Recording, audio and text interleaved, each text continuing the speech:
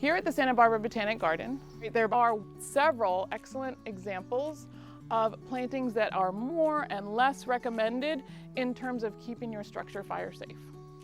So firescaping is about thinking about what you have around your home and where it is, both in relation to the home and relation to other plants. So with this structure, you can see close up to the home, where I want to focus your attention, we have some foundation plantings, we have some well irrigated plants right there by the wall, we have some very low ground cover over here.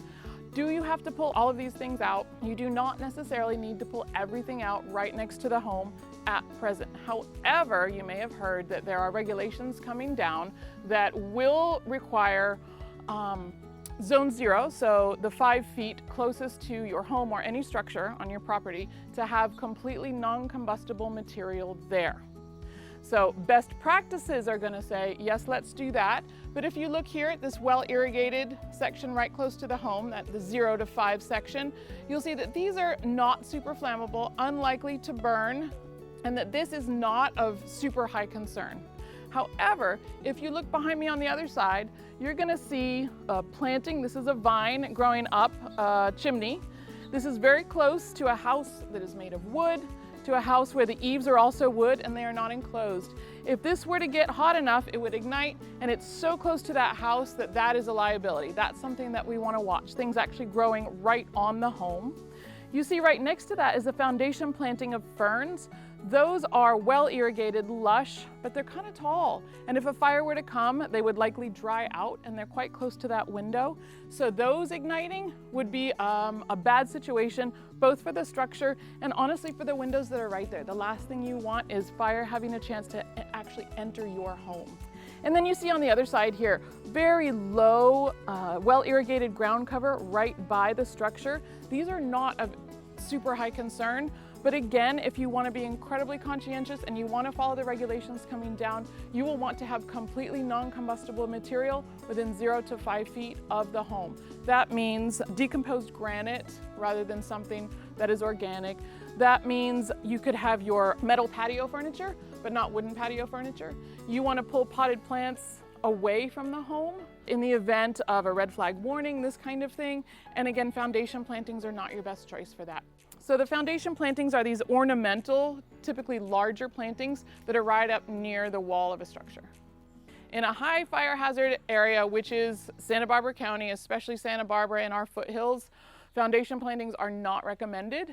Just as important to a fire smart landscape is maintenance. So maintenance is everything that you need to do to keep your landscape free of dry material, free of dead material, or free of plants that are sick or dying. The reason for this is that those plants are going to turn into dry tinder in the event of very dry conditions, red flag conditions, or God forbid, a fire coming through.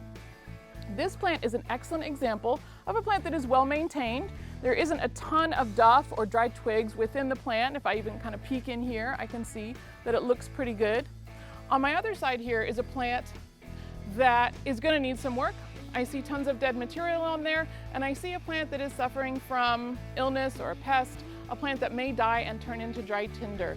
So maintenance is key with all the plants in your garden. Keeping them well irrigated and healthy is essential, and just as important as watching where you put different kinds of plants in relation to your homes and structures.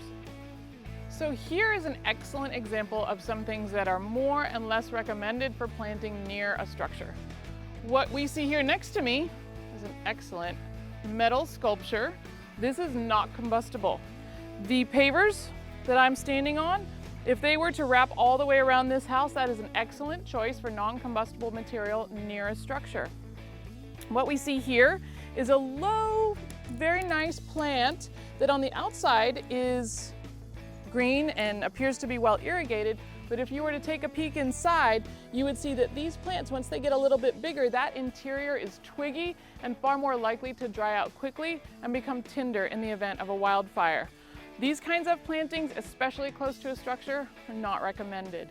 This plant is very beautiful. It is also healthy and well irrigated, but it is too close to the structure for safety. This kind of thing is a great choice for a little bit farther out, especially if, as we were talking about earlier, it's planted a little ways away, both vertically and horizontally, from other plantings. You don't want that fire to have a chance to climb from one planting to another on the way to your home. So something that's useful to know about fire behavior or fire in relation to living plants is that even though this plant is now healthy, it is well irrigated, there is moisture in the leaves, there is moisture in the trunk. Likewise, this bush here, when fire approaches a plant, it will create heat, obviously, and that plant will dry out. The plant will not stay moist and well irrigated as the fire is approaching. The fire is going to dry these plants out, turn them into timber before they catch, and then make them easy to catch. So keep that in mind as you choose plantings and where you're going to put them around your home. So here we see another couple of great examples of what to do and what maybe not to do near your home or your structures. So under my feet, we have a lovely, well-irrigated, low, green, healthy ground cover. It is just about 5 feet from this structure, and close to the structure we have really nice, I believe this is decomposed granite or like a stone mulch here. In the middle of it, again, a little bit far from the structure, is an excellent, very low likelihood of combustion succulent. Next to some rocks, again, we're looking at non-combustible things that are lovely, that look good, that complement the structure, and that complement each other. This choice may not be the best choice for reasons we talked about earlier. It is a larger plant, it is much closer to the structure, and this plant, while it is green kind of on the outside, you'll see if you peek in with many plants like this, it's quite twiggy and there isn't green material inside. This, as I mentioned earlier as well, would dry out if a fire were to approach and become tinder and light, and you do not want that kind of fire right next to a structure or right next to windows, which I see here.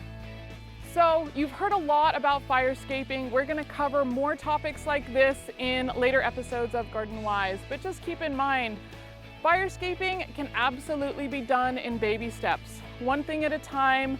Think about your plants that you have. Think about what maintenance steps you can take right now that aren't hard or costly. And think about one plant at a time, maybe moving or pulling out plants that you now know may not be in the right place or the right choice for where they are in your garden.